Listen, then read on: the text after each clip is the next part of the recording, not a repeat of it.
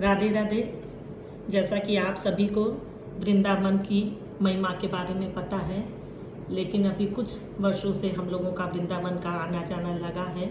आते जाते रहते हैं प्रायः 1-2 महीने में। तो वहाँ की सभी मंदिरों के बारे में जानकारी मिल रही है। मतलब सभी की जो एक महिमा है वहाँ के मंदिरों की, उसके बारे में सभी मंदिरों में हम लोग जाते हैं।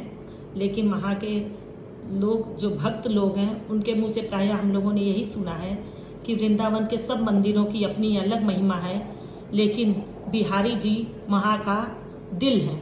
मतलब आप सब मंदिरों के दर्शन कर लीजिए, लेकिन अगर आपने बिहारी जी के दर्शन नहीं किए तो वृंदावन की यात्रा अधूरी मानी जाती है। इसलिए हम लोग ने भी बिहारी जी के दर्शन किए और बिहारी जी की कृपा से ही हमें वहाँ की कुछ रोचक कथाएं पता चली, जो हम आप लोगों के साथ शेयर करना चाहते हैं। और बिहारी जी की कृपा से शायद आप लोगों को भी उतना ही आनंद मिले जितना हमको मिला है। तो सबसे पहले हम बिहारी जी की एक कथा आपको सुनाना चाहते हैं। भक्तिमती मणि। लगभग 125 वर्ष पहले की बात है। तब वृंदावन एक छोटा सा नगर था। नगर के बीचों बीच एक चौड़ा मार्ग था, जो रेल लाइन को काटता हुआ मथुरा जाने वाले मार्ग से जुड़ा हुआ था। रेल की इस क्रॉसिंग के चारों ओर दवानल, कुंड, केमार वन और मोती झील का सघन जंगल था, जिसमें बैर, कैथ, नीम, करील की बहुतायत थी। इसी जंगल के एकांत में जयपुर महाराजा द्वारा निर्मित श्री राधा माधव जी का एक विशाल और आकर्षक मंदिर है। कहते हैं इस मंदिर के निर्माण में काम आने वाले पत्थर की ढुलाई के लिए ही मथुरा वृंदावन रेल लाइन बिछाई गई थी। जंगल की सघनता के कारण साधारण लोग तो दिन में भी इधर नहीं आते थे, किंतु कुछ साधु संतों के दावानल कुंड के पास अपनी कुटिया बना रखी थी। वृंदावन के घरों से मधुकरी जैसा कि आप लोग को पता है, वहाँ से जो साधु संत घरों से भिक्षा लेते हैं उसको मधुकरी कहते हैं, लाकर अपनी क्षुधा शांत करते और दिन रात भजन करते। यही इन संतों की दिनचर्या थी। एक दिन इस जंगल में न जाने कहां से कंजरों की एक टोली घूमती हुई आई और जहां आज श्रौत मुनि निवास आश्रम की लंबी चौड़ी इमारत खड़ी है, वहां रेल लाइन के पास बस गई। 20-25 स्त्री पुरुष की इस टोली में एक थी मणि। छोटा कद, सांवला रंग, सामान्य सा नैन नक्शा, उलझे हुए बाल, जिनमें न जाने कब का बंधा हुआ एक फीता, नाक, कान, गले में चांदी के आभूषण और मैले फटे हुए कपड़े, जिनमें से झांकता हुआ शरीर, ऐसी थी मणि। उम्र होगी करीब 50 वर्ष के आसपास। मणि एक बार बिहारी जी महाराज के दर्शन करने गई थी। दर्शन किए तो अपनी सुध बुध ही खो बैठी। श्री बिहारी जी महाराज के प्रकाशमान खड़े ढढ़े नयनों ने उसे भी मोहित कर लिया। मणि अपनी बस्ती की ओर लौटी तो किंतु अपना पूरा सर्वस्व श्री बिहारी जी को सौंपकर सोते जागते उठते बैठते काम काज करते उसके होठों पर थिरकती रहती थी बस एक ही पंक्ति, मेरी सुन लो अरज श्री बिहारी जी। यही उसका भजन था, यही पूजा। दिन बीतते गए। मणि के हृदय में श्री बिहारी जी महाराज की भक्ति धीरे धीरे दृढ़ होती गई। लोक वार्ताओं में उसका मन न लगता था। मणि का पति कई दिनों से अस्वस्थ चल रहा था। मणि उसकी सेवा शुश्रूषा में लगी थी। एक रात उसने, किंतु इस सारे क्रम में श्री बिहारी जी का नाम उसे एक क्षण को भी विस्मृत नहीं हुआ। मतलब वो पूरे टाइम बस उन्हीं का स्मरण करती थी और पति के स्वास्थ्य का उतना ध्यान नहीं दे पा रही थी जितना कि उसको देना चाहिए था। मेरी सुन लो अरज श्री बिहारी जी की रट प्रतिपल उसके प्राणों में झूमती रहती थी। झोपड़ी में हर पल यही आवाज उसको सुनाई देती थी। यह सर्दियों का मौसम था। दिन निकल चुका था, किंतु कोहरे के कारण सूर्य नारायण अभी तक अदृश्य थे। कंजरों की बस्ती में भी लोग जग चुके थे। चारों ओर चहल पहल धीमी गति से प्रारंभ हो गई थी।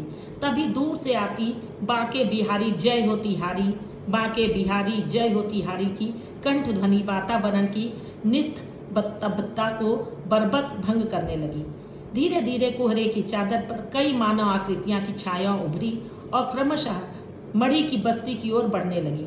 कीर्तन का स्वर भी धीरे से तीव्र होता हो उठा था। मणि ने भी सुना और दोहराया, बाके बिहारी की जय हो तिहारी, बाके बिहारी जय हो तिहारी। यह दावानल कुंड के समीपस्थ वन में निवास करने वाले साधुओं की टोली थी, जो स्नान आदि नित्य कर्म से मुक्त होकर अपने प्राण आराध्य श्री बाके बिहारी जी महाराज के दर्शनार्थ जा रही थी। मणि इन्हें प्रतिदिन इसी प्रकार आते जाते देखती रहती थी। वह पति की अस्वस्थता के कारण कई दिनों से बिहारी जी महाराज के दर्शनों को नहीं जा सकी थी। कीर्तन की ध्वनि सुनते ही मणि के पैर ना रुक सके। वह दौड़कर झोपड़ी के द्वार पर खड़ी हो गई।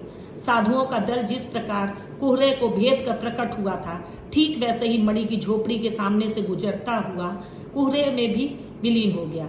शेष रह गई थी कीर्तन ध्वनि, जो झोपड़ी के द्वार पर जड़वत खड़ी मणि के कर्ण कोहरों को तृप्त कर रही थी। मणि वहां कब तक यूं ही खड़ी रही, उसे पता ही नहीं चला। मणि को देह का होश तब हुआ जब बाके बिहारी जय हो तिहारी, बाके बिहारी जय हो तिहारी की कीर्तन ध्वनि उसके कानों में पुनः टकराई। साधुओं का दल दर्शन कर लौटता हुआ उसकी झोपड़ी के सामने से गुजर रहा था। आज न जाने क्या हुआ, मणि ने साधु संतों के दल को अचानक रोका और बोला, बाबा क्यों, क्या है मैया? बाबा ने कहा, क्यों, क्या है मैया? एक साधु ने पूछा। कहाँ से आ रहे हैं आप? मणि ने पुनः पूछा। मैया श्री बिहारी जी की श्रृंगार आरती करके आ रहे हैं। फिर वही साधु बोला, अच्छा जरा बताओ तो आज बिहारी जी ने किस रंग की पोशाक धारण की है? मणि ने पूछा उस साधु से। कैसा श्रृंगार है आज उनका? मणि ने उत्सुकतावश पूछा। पोशाक का रंग, कौन सा रंग था पोशाक का? सोच में पड़ गए साधु। दर्शन तो हमने किए, किंतु श्रृंगार कैसा था यह तो याद नहीं, उस साधु ने बोला। सभी ने एक दूसरे की ओर देखा और इस आशा से कि मणि के प्रश्न का समाधान शायद किसी के पास हो, किंतु सभी के माथे पर सलवटें उभरी और धीरे धीरे मिट गईं।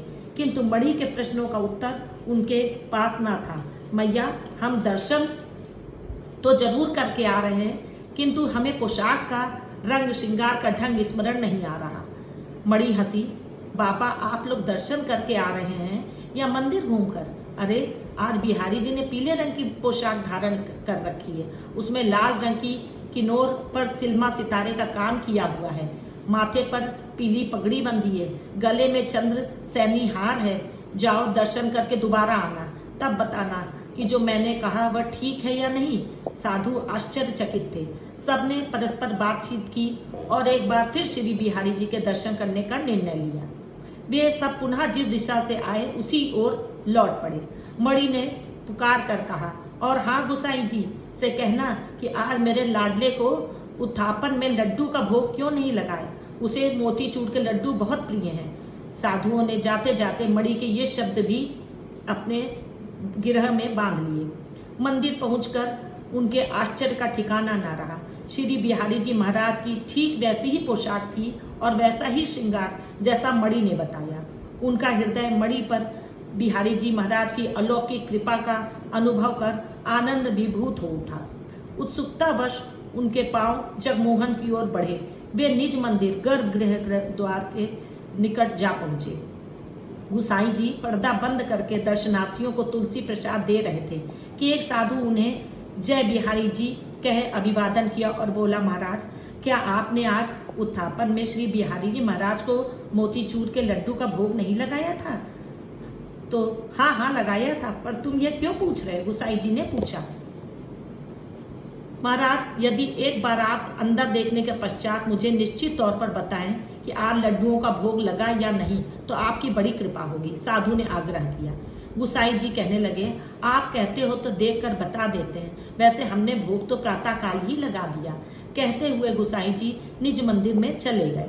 पोशाक का रंग, श्रृंगार का ढंग मणि के कहे अनुसार देखने के बाद साधुओं का मन यह जानने के लिए तैयार न था कि मणि की लड्डुओं वाली बात मिथ्या होगी, पर गोसाई जी पर भी अविश्वास का कोई कारण नहीं था। मन सत्य और संशय के मध्य डूबता उतराता रहा।